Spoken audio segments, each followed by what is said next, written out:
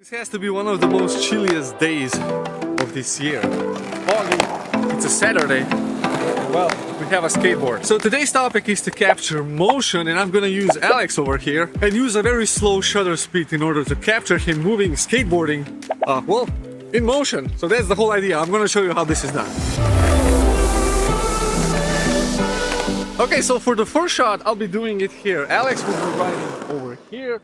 I'll be standing over there and photograph him as he's passing by. It's gonna be a kind of a static camera shot, but I'm actually going to move the camera with Alex so that I get the background blurry. The shutter speed is going to have to be something around, I don't know, maybe 1/10 of a second or something like this, depending on the weather.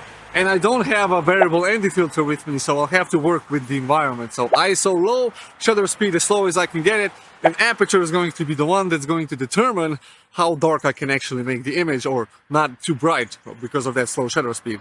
I mean, I'll explain.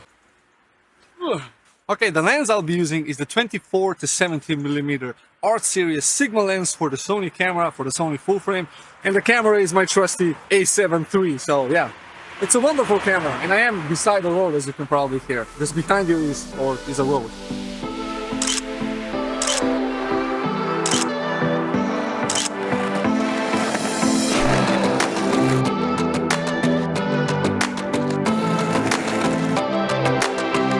Now the whole idea is to capture blur with shutter speed, not with aperture. This is why it also makes no sense to have a really wide open aperture and have that subject background separation, because if the background is already blurred out by the open aperture, then you won't get that motion effect as strong. So it's nice to have a detailed background and then blur it with motion. This is how you get those streaks. And for that, of course, you need a slow enough shutter speed. Now, how slow depends on how far the subject is from the camera and how fast everything is moving. So the faster you move, the quicker the shutter speed you can have, because if everything is moving really fast and you have a slow shutter speed, then you're gonna have trouble getting the subject sharp and basically end up with everything blurry.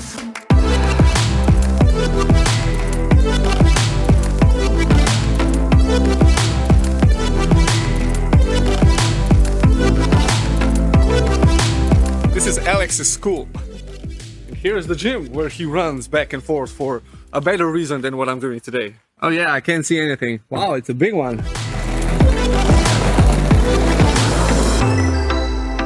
So Alex has a new skateboard and he's trying it out today. This is the first time he's using it, and it's actually quite good. I tried it and no, it's not for me. Definitely not. You know, this definitely looks an interesting spot. I'm gonna be on this side, Alex is gonna skate on that side, and I'm gonna capture him with, I think it's gonna be 70mm. Probably it's gonna be enough. Yeah, this is gonna be cool because the background is really close to him. I'm gonna have to slow the shutter speed down quite a lot.